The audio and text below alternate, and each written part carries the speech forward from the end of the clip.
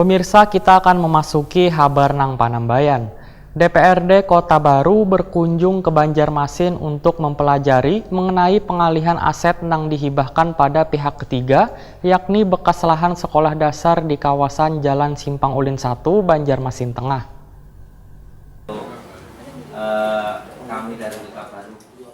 DPRD Kota Baru berkunjung ke Banjarmasin untuk mempelajari mengenai pengalihan aset nang dihibahkan pada pihak ketiga. Rombongan nang diterima di ruang mini DPRD Banjarmasin jelang tengah hari Kamis 7 Februari 2019 ini mempertanyakan mengenai bekas lahan sekolah dasar di kawasan Jalan Simpang Ulin 1, Banjarmasin Tengah. Atau mendapatkan persetujuan atau seperti apa? Atau cukup di wali kota saja atau pemerintah provinsi? Pernah lah? Dibahas di BER kan? Beberapa kali anggota dibahas karena SD-nya kan dipindah Pak. Dipindah. Jadi dialihfungsikan Pak, bukan Lahan alih fungsi jadinya lah. SD tetap ada dipindah. Ketua Komisi 1 DPRD Kota Baru, Suji Hendra Wetakoni Prima TV mengaku merasa puas setelah mendengarkan penjelasan mengenai bekas lahan sekolah dasar di kawasan Jalan Simpang Ulin 1. Nang berdekatan dengan mal tersebut ternyata dijadikan fasilitas publik. Politisi PAN ini pun menegaskan bila Banjarmasin sebagai ibu kota Provinsi Kalimantan Selatan tentunya menjadi kiblat administratif bagi Kabupaten Wankota di Banua. Ingin belajar tentang pengalihan hibah dari pemerintah daerah, baik sesama dari SKPD atau dari pihak ketiga. Tadi telah disampaikan bahwa informasi yang berkembang dari luaran bahwa lokasi X sekolah yang di depan Duta Mall ternyata tidak dikuasai oleh pihak ketiga, ternyata dipakai untuk fasum. Ya, terus tadi yang kedua adalah aset yang pertama dikuasai oleh PDAM yang sekarang dibangun untuk jembatan dan jalan masih dikoordinasikan oleh wakil wali kota ke kementerian. Jadi kami belum dapat informasi sejauh itu, nanti nunggu hasil informasi dari kementerian keputusannya.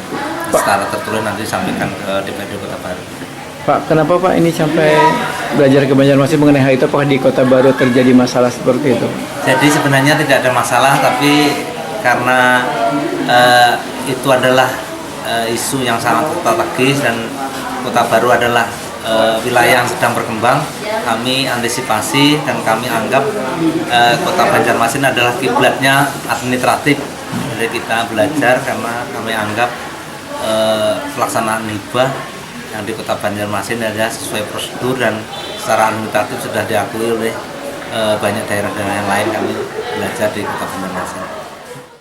Sementara itu, Kasubag Keuangan DPRD Banjarmasin Nur Hidayah menyatakan bila alih fungsi lahan tentunya harus mendapatkan persetujuan dari DPRD, terutama nilai fisiknya mencapai 5 miliar rupiah. Bahkan DPRD Banjarmasin, ujar Nur Hidayah, sudah memiliki payung hukum untuk mengatur masalah alih fungsi lahan tersebut. Berkaitan semakin seringnya wakil rakyat dari daerah lain yang berkunjung ke Dewan Banjarmasin, ujar Nur Hidayah, tentunya menjadi kebanggaan Wan membuktikan bila peraturan daerah yang dibuat oleh pemerintah kota Wan wakil rakyat di Kota Seribu Sungai ini mendapatkan perhatian untuk dipelajari oleh kabupaten Wan kota lainnya di Indonesia.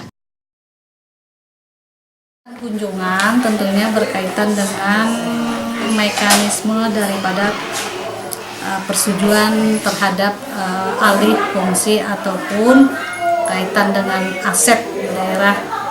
Apakah katanya dalam hal ini untuk alih fungsi alih lahan dilakukan persetujuan. Nah, yang pasti untuk persetujuan daripada DPRD untuk setiap pengelolaan aset yang nilainya fisik bangunan yang nilai di atas 5M itu melalui persetujuan DPRD. Nah, seperti itu. Dan kita sampaikan juga kita sudah punya perda daripada pengelolaan BMD agar pengelolaan BMD kita ini untuk lebih tertib ke depannya. Jadi tertib daripada pengelolaan aset tentunya, tertib daripada kepemilikan, tertib daripada status administrasi daripada aset-aset yang dimiliki, apakah itu yang bersifat bangunan, fisik maupun yang bersifat bergerak, mobile misalnya.